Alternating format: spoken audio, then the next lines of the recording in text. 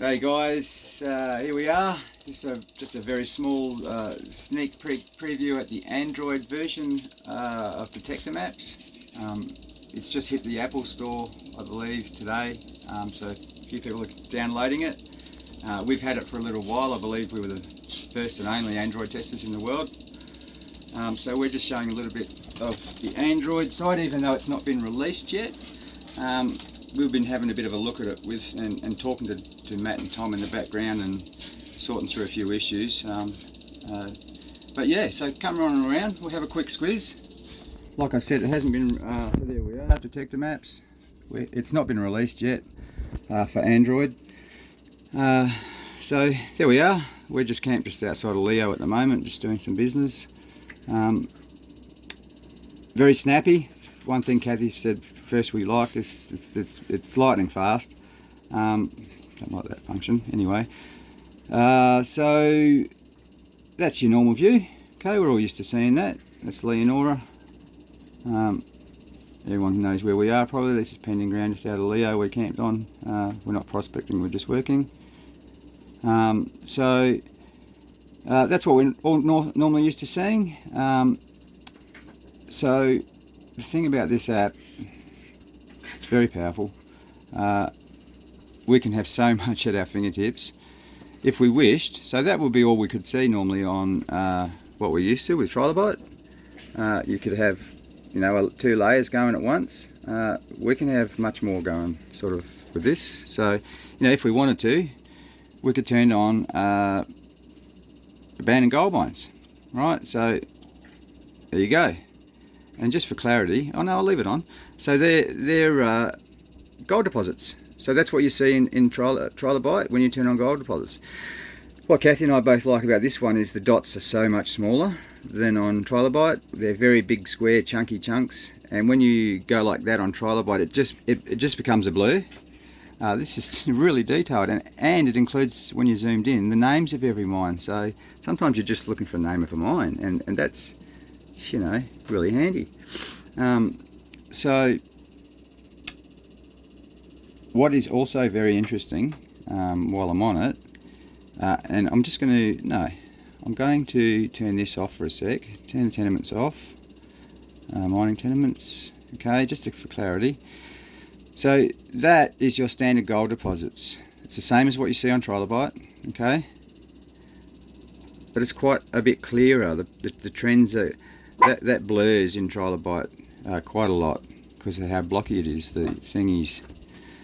So something that I like and I discovered, and I had to talk to them about it to find out what was going on. Say for instance down here. Now if I turn on, okay, so that is your gold deposits, okay? That is all you get on Trilobite as far as gold deposits. Alright, if you zoom in you get the names of the mines, obviously. Now, here's the interesting part. Watch this one. So there's another layer that's it's very, very curious and interesting. So we've got historic gold nuggets. Yeah. So it shows some areas where patches of or big nuggets were found, etc. You can turn that on if you want. But this one here, historic gold occurrences. If I turn that on, it's a bit hard to see, but a whole lot more information just came up here. And for instance, all these trends here are not listed in gold deposits. I'll do this again. So if we go to, if we just turn off gold deposits, so this is gold deposits off. That is all additional information. That is all additional information of trends in this area. Very, very good. I'm pretty happy about that. And it's not everywhere, but you'll find that it's around, eh? You know. So these are not gold deposits in what you're used to seeing. They're different information. It's a different data set, and there's quite a bit. Really nice function. Like, again, I'll turn it on and just show something. So if I turn gold deposits on, right now, you know, it's pretty obvious that these are all mines, and everyone looks around them, but it really, our favourite spot is always on the fringe of a good area, you know, so 5k's away or 4 or 5k, there's this going on. It's on the other side of the road, other side of a massive creek, in fact. It's just, I'm pretty happy about that. We got a win there. So again, you know, if I was to come up here, right, it's quite obvious that that's your main mines, and you can see some trends of mineralisation down this way, right? You can see the mines listed, but if I turn the mines off, in other words, gold deposits, if I turn them off, this is all extra stuff that you've got, showing you the trends. Now, I'll just, you know, quickly show you what that actually is. Letter to the warden, no, we don't want that, we want that. So, in 1997, following a fatal accident in Kew, the Western Australian Government had an ongoing problem with the Department of Mines, blah, blah, blah. So they to digitally map this area. Now, this is a comprehensive digital database of abandoned mine sites that include photographs of individual underground and surface excavations, dumps and rehabilitation and infrastructure features, mining related features, blah, blah, blah, blah, blah, blah, blah. I always do this. As a prospector, this is what we're interested in.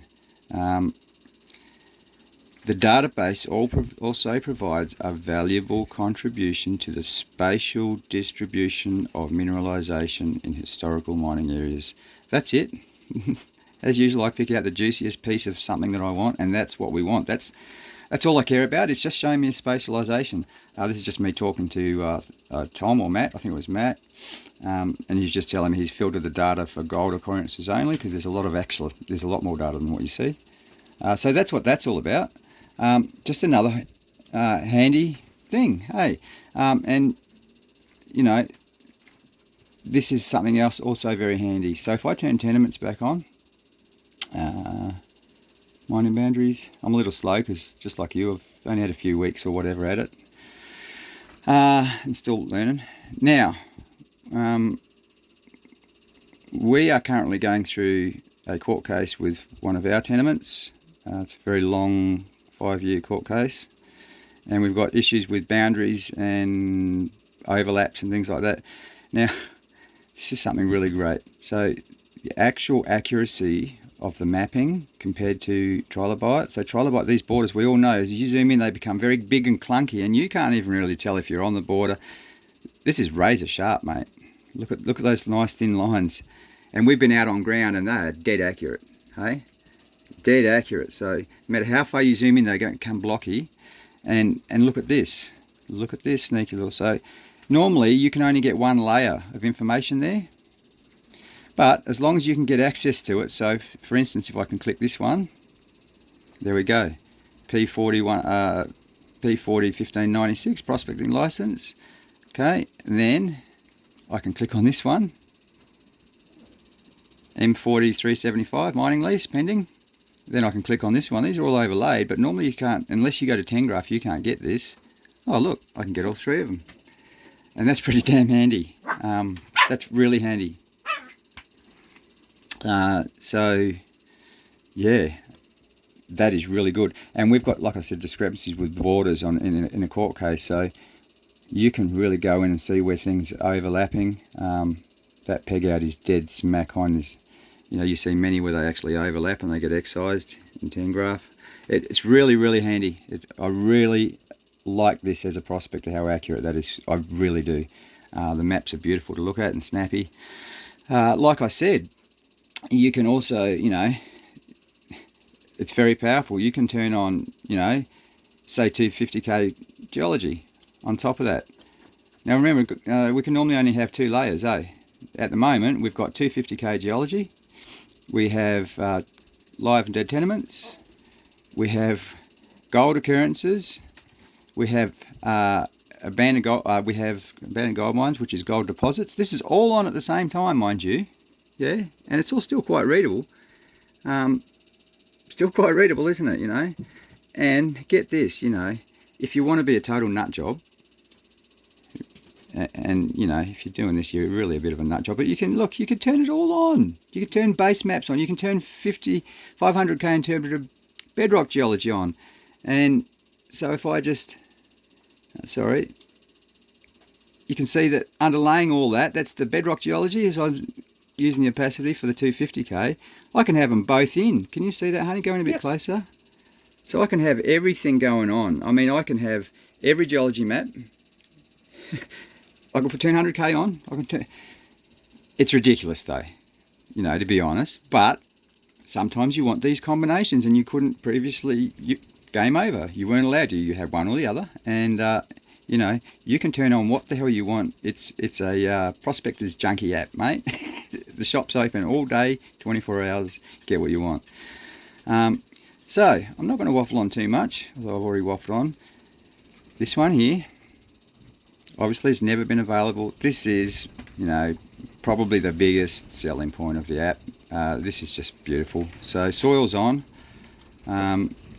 Let's just go back to where we are. I just wanted to take time to show you something. So, not necessarily all the time. Geologists, yes, they're different probably. But, you know, geologists see this and they probably get a big woody, you know. Oh, look at that. Whoa, that's lovely. I like it too, but to be honest, rather than be here, I'd probably rather be out here. And with that in mind, because a lot of these really rich areas have been mapped a long time ago, serious prospectors have managed to find some of this data, and on top of that, they're usually, if they're that rich, got shafts and costines and open cut mines. They're so obvious that they've been thrashed. So let's just show you something that you may not think of. Now, here's where we're camped. Now we've marked a couple of little spots to go have a look at, and here's one here, right? No sign of any mining, no gold deposits, no anything except for these ones in the area, right? But really nothing around there. So we went for a drive. We found this anomaly here, and you know, this is what you want to see. Can you see that, honey, that pushing? So there we go. So there was a lovely little patch there, surface gold. We would have been extremely happy to find that virgin patch, but we didn't. We were late. But it just goes to illustrate. So, sometimes it's just this simple anomaly, a high anomaly in the middle of nowhere, that's a little patch.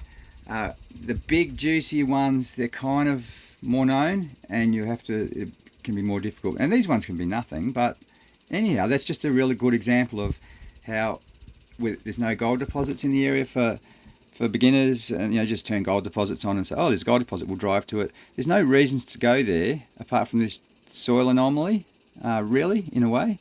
And if you did, and you were the first one there, you'd have very full pockets. Anyway, just a real simple thing. Like I said, the Android app hasn't fully dropped yet, so we're still going through some teething problems. It'll be out soon, and we'll do a full review, but it's looking very promising, and yeah, we love it so far. We'll see you all again soon. Hit that like and subscribe.